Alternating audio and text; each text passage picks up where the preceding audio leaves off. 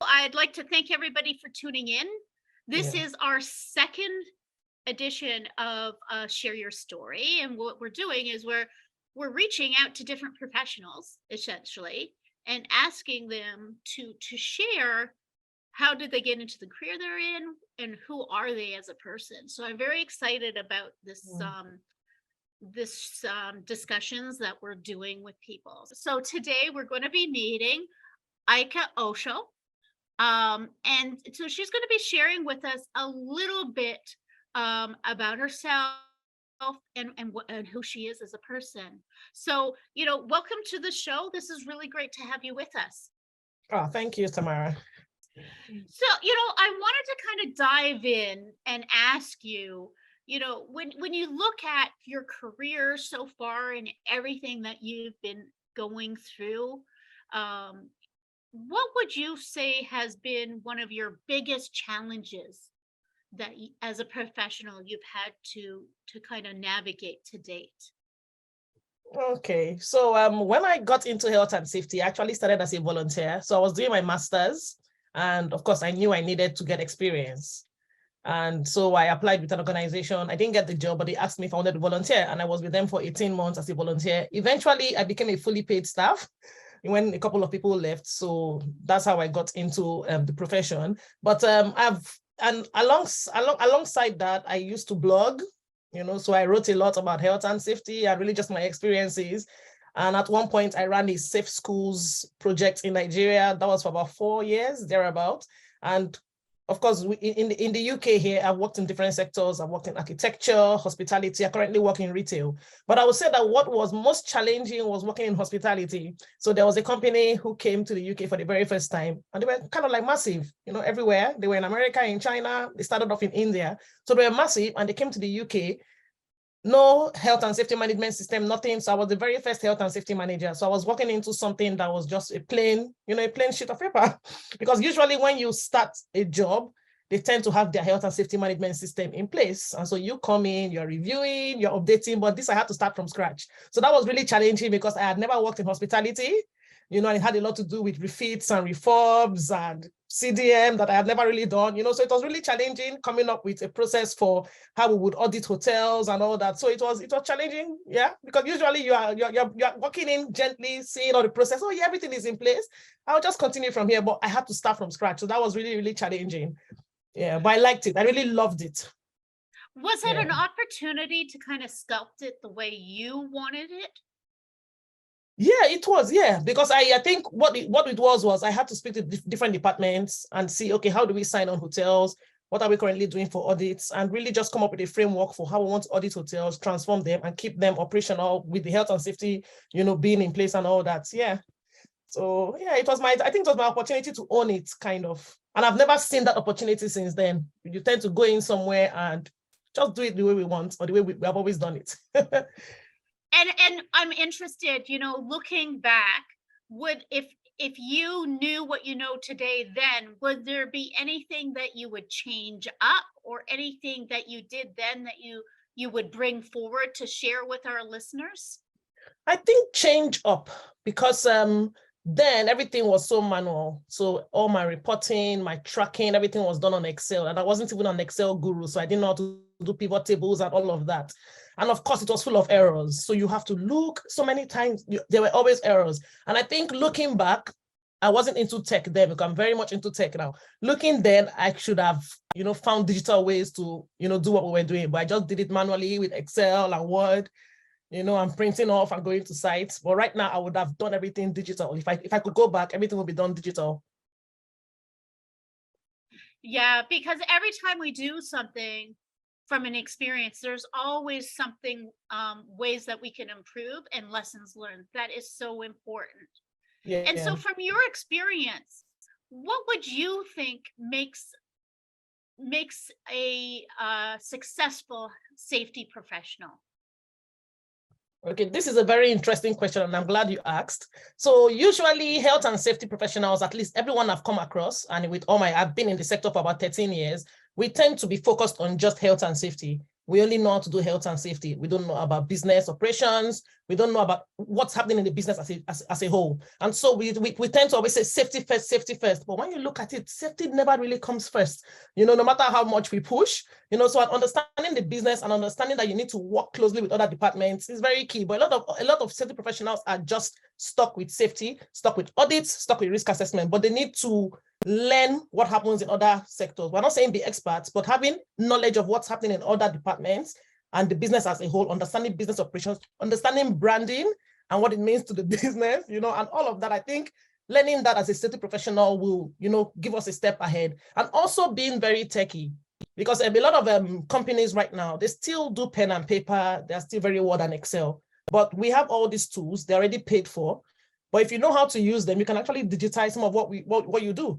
I remember I used to work for a consultancy and we had these very big clients. I can't mention the name, NDA and things, But then I had to work with one of my colleagues to create their whole safety management system. And one of the things I did was because they used Google. So I just used Google Forms to create a lot of the checklist. And so with that, we were able to look at the data. Every week, we would just look at the data. There was so much data there. Look at all the pie chart. It was easy to see which site is not doing their audits or which site is giving us more problems. It was so easy to see just looking at, and that was just Google Forms, and that's because I had that knowledge and I had already started playing around with tech. So I started using tech in my work, and that's something we need to do as safety professionals. We need to understand that we have so many tools that are available to us that are already paid for by the organization that we can start using. Rather than do pen and paper, we can move away from all of that. And without seeking permission, without getting to increase your budget or anything, without spending money, you can actually change the way you run your department and go digital. So that's another thing for safety professionals. Yeah. So learn what resources you actually have in the organization to leverage. Try to go digital, try to learn about tech, yeah. Right? As much as you can. But I want to drill down in one really big thing that you said, which was get to know the business, get to know the different areas of the business. And I can just imagine that somebody listening is like, wow, that's like a huge thing. Where do I start? So if you were to kind of break that down into a smaller piece, that big, huge boulder, and just to break it down to a little piece, how would you suggest somebody starts with that? Okay, so for example, I think what I would do is I'll look at where health and safety is more impacted, and who really has the decision. Because sometimes you look at finance and they tell you there's no budget, there's no money. So working closely with those that are closer to health and safety. I'll give you a very good example. Like in my current role, we have this audits that we do in the stores, and it's not just health and safety. And the health and safety guys, they do it. So they do trading standards, they do food safety, and this is not their remedy, this is not anything they need to do, but they do all of that. And there's loss prevention. And the truth is, you need to also understand what happens in the grocery sector, what are the laws. And so all those trainings are available, and really taking them, understanding them, and saying that, okay, I can't always say safety, safety, safety. I can't always push I can't always insist on my ways without understanding what's going on in the other related close by sectors. Of course, when it comes to tech, we'll probably not have nothing to do with them except when I need their help, or when it comes to maybe, for example, marketing, digital marketing, nothing to do with them. So of course, but you have to now identify who are the key departments that I work closely with, and how can I understand what they do. We're not saying go become experts at what they do, but understand what they do and how health and safety, ties in. Absolutely. And it's interesting that you brought up the marketing department and the tech department, because I have two examples that are spinning in my head. So one example is that leveraging the marketing department to help market health and safety. It's not something that we might really think about, right? But if you have a marketing team, their whole thing is about branding and how to get messaging out there. So that could be a really great collaboration of working with some people who might be able to spin health and safety in a different way. Yeah. So of course, if you've got that time, and some organizations are so big that you just can't, like for example, I work for a really large organization and you just can't, And so one of the things that I tend to do is, rather than go to maybe the graphic team and say, oh, design me this flyer for this, I just go into Canva and design what I need very quickly. I record videos for stuff that I need. I don't wait for tech to come and stand in front of me with their video. I go on my screen, I record my screen, I explain how things should be done, and I, post on the intranet or something. And of course, a lot of people, this is there, please watch it, 7 minutes video on blah, blah, blah. So those little things, and sometimes you're not going to, truth is, you're not always going to need them fully, but there are points in time where you will need them, and it's really you prioritizing and deciding, which is the priority for me. And it depends on the organization. Some organizations are so small that you can have an impact, immediately with all departments, but there are some that you have to go through this loophole and through this hoop and through that signature and that director and that permission. It's all long-winded, and sometimes you don't bother, but there are some departments that you work closely with, you really have no choice. Like, for example, now we have like something we call the equipment forum, and there are other departments in there. So we all work closely together to decide on stuff. So you see people from electrical, people from refrigeration, all manner, and we all come together and work and agree on stuff. And I think that's really, really very important for safety professionals. We can't just be stuck in doing our audits and risk assessments and, being the safety person. I think working closely with other people and understanding even how they do stuff, because you would insist, oh, this is not safe, this is how I want it. But electrical will tell you, oh, no, look at what the regulation says about this, And so it's very important that you have that working relationship with all those other people if you're going to ever, make headway and make impact. Absolutely. And, you were mentioning about big companies. One big company, if you want to get inspiration from, is actually L'Oreal. If you look on LinkedIn under Malcolm Staves and L'Oreal, you can see how even in a huge company, right, health and safety and marketing can lock in step. And really get some messaging out there. So I would motivate listeners and yourself to look at L'Oreal if you're looking for inspiration. I've heard of Malcolm. And you can even reach out to Malcolm, and he's more than willing to share with people like how he's accomplished what he's accomplished, And so, but to your point, reaching out different departments and seeing how can you collaborate in different ways. And sometimes, we do end up doing things ourselves, but I think also there's beautiful opportunity into collaborating in a different way. Now, I wanted to kind of take this a little bit of a different direction and get to know you and the person behind the safety professional. So can you share a little bit, what do you do at your off time? Okay, so I'm presently doing my PhD in technology enhanced learning, and I've started my thesis. So right now I'm working on my proposal. And so I spend a lot of time on that. And then I've got twin babies, they are 1 now. And so once they are home, I can't do anything because you dare not be on your phone. And I'm here, what are you doing on your phone, mommy? So once they are home, I can't do anything. So I spend a lot of time with them. So they go to nursery 3 days a week. And so on those days, on the days that they are home, I tend not to be able to do anything. So we watch Netflix. Yeah, we just do Netflix and chill, yeah. And do you have any hobbies or anything that you're out there working on? I do have, I don't know whether to call it a hobby. It's not a hobby because I've spent so much money on it. So I started working on something a couple of years ago, and it's really just based on my experience with health and safety and everything being so manual. Even some really large organizations still do pen and paper. It can be embarrassing when that happens, So I've seen that a lot in the 13 years that I have worked in different sectors. And so one of the things I wanted to do was to create something for health and safety professionals to, digitize how they work.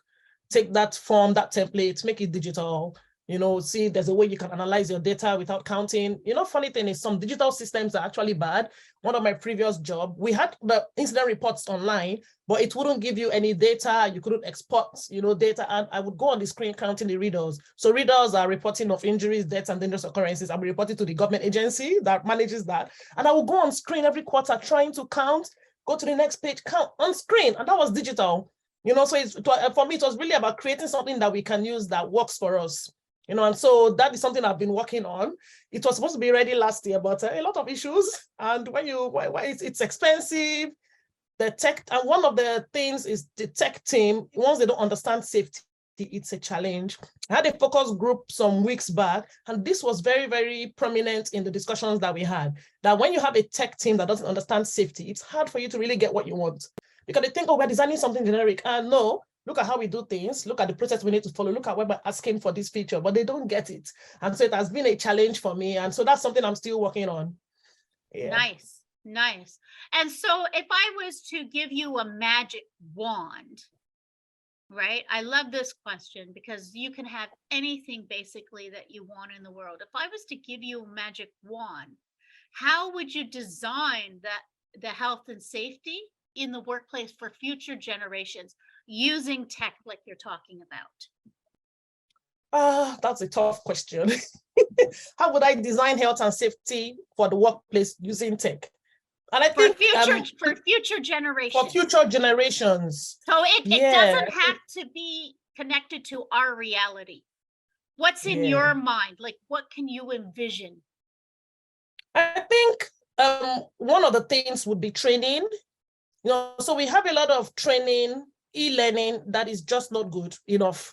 So it's just PDF and somebody speaking from one slide to the next and uploaded on the platform. So it's just not good enough. So I think one of the things I would do, because one of the problems that we have with health and safety is really changing cultures, changing behaviors, and getting people to understand, look at my responsibility when it comes to safety. And I think that comes from raising awareness, that comes from giving the proper education. So I think I would start there, and I would want to design a system or a course, that is full of engagement, has some gamification. I think even we adults, we love games.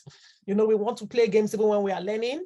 So I think I would include all of that and really make the learning experience something that is almost live-like. So despite the fact that it's e-learning, then there's the VR and AR things. So I think I would want to make it very, very live-like and very, very related to their experiences. Just like, for example, recently I designed a course at work for our managers, for the store managers.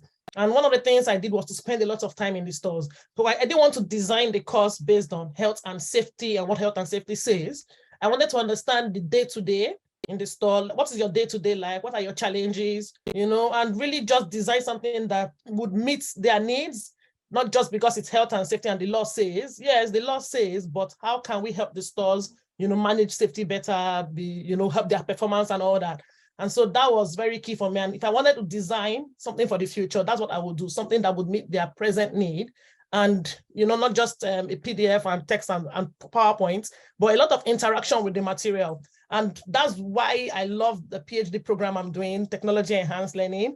And my thesis is around health and safety courses. How are they designed? What's the nature of these courses? Who designs them? For whom? For why? And all of that. So it's deep. It's going to be deep. So I'm glad you asked that question. So leveling it up. So it's not just PDFs and PowerPoints or a one-way video. Yeah, not just even a one-way video, something that they can interact with. Something they can work with. Yeah. Instead of. Yeah, no, that's phenomenal. I look forward to seeing that. And you said that you're also working on something right now. Yes. Perfect. Yes. So when might we see something? Oh, I really don't know. Because I put it on hold. I spent so much money on it and I've got the code. And one of the issues I have is designers don't want to work on my existing code. They want to start from scratch, and it's going to cost me hundreds of thousands to start. Right. The bills I've gotten, I'm like, oh, you know what, let me put it aside for now. And so I'm still thinking about what to do with my existing code. If I can find someone to fix the issues, just a few issues, if I can find someone to fix the issues, then it should be ready. But what the platform really is really digitizing and using workflows. Because one of the things we see in health and safety is people liking to cut corners, skip that step. No need to do that. But with the workflows, we want to say you need to, these steps, and you cannot go to the next without doing this. And so that's how I'm trying to design it, to help with compliance, not to catch anyone out, but really helping with compliance. Because when you ask health and safety people what they really want, I did a poll once. I know people talk about, well-being, employee well-being and all that. The thing that stood out was compliance. Because anything goes wrong, then there's court fines, prosecutions, and those are what we want to avoid. At the end of the day, that is our number one duty as safety professionals. We're protecting the business, no matter how we look at it, So, yeah. Well, this has been a wonderful conversation. Thank you so much for joining us today. Before we go, was there anything that you would like to share with our audience who are listening? I think nothing. Maybe just really repeat myself and really just say that as safety professionals, maybe improve on our digital skills, learn some digital skills. We're not saying go and learn coding and become developers overnight. Your existing tools, how can you use them? And the good thing is Google and Microsoft, they have so many videos and so many free lectures, so you can actually learn to use their tools. So look at what tools do I currently have access, what do I currently have access to, and then learn to use them to improve your work. And please do it with pen and paper. Stop going on the site with your pen, paper. And when you look at it, health and safety is usually the least budgeted for. They usually are the last to go digital in an organization. Everybody else is tapping on their screen and clicking this, and we are with pen and paper. We need to get rid of that. We need to change that fast. Absolutely. Yeah. Well, thank you very much. It was wonderful to have you join with us and share your knowledge and your insights. Thank you so much. And thank you everybody for joining us. And if you're looking for more great safety content, go to safeopedia.com. Thank you. Thank you so much, Tamara.